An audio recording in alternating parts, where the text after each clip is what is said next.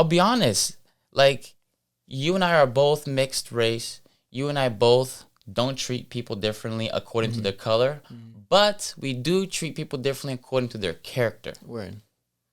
Like, I won't speak for you, but I do. I totally get that. And I really try to be loving and accepting of everybody. It's like if someone comes and disrespects me, then like they clearly are not, I mean, that really doesn't really happen to me, but much at all. But think about what you just said. They're in a bad place, but right? yeah, and that's it. I would see that as something wrong, that they have going on. I wouldn't take it personally, or see, even if they come and like call me the N-word, like to my face, I'm like, wow, like you really have issue, it's like, and so, I mean, for that, it is perspective. And, it's like I really do believe there is systemic racism, and that basically it'll be come down to specific people who are racist in high level positions. And then, it's like, that is like essentially like unavoidable in a system where it's, millions of people. It's like people have prejudices, and like some people just decide that they want to be prejudiced or whatever. That's like how they're going to be.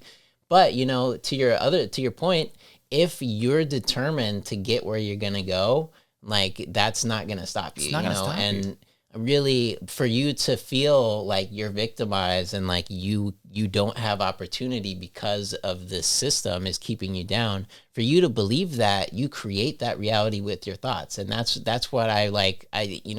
When I talk to my friends who are activists and who are, going to protests, and then like the police basically just start like hitting people and, macing people, and like where it's like there's physical violence. I'm like, hey guys, like for you to go and experience that, you're starting from this place where we're pushing against this thing that we don't want.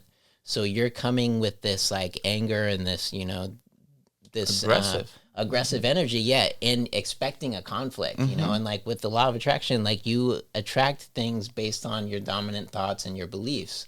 And so and then you get a bunch of people doing the same thing. You amplify And so, when you're pushing against it, you're basically just giving more power to the thing you're pushing against. And so instead of like fighting against oppression or racism, or like saying, like fuck white supremacy, or like, F, whatever group, instead, like, what do you actually want to see happen? Like, don't focus on what you don't want. That's whether it's reality or not, you create reality with your thoughts. So what do you want to see happen? What group do you want to see thriving? Do you want to see yourself thriving? Do you want to see your community thriving? Like, do you want to have everybody to have food and, be peaceful and like have a sound mind? Like, that's what we should be focusing on. How can we, build connections with our community to where we're building people up and feeding them,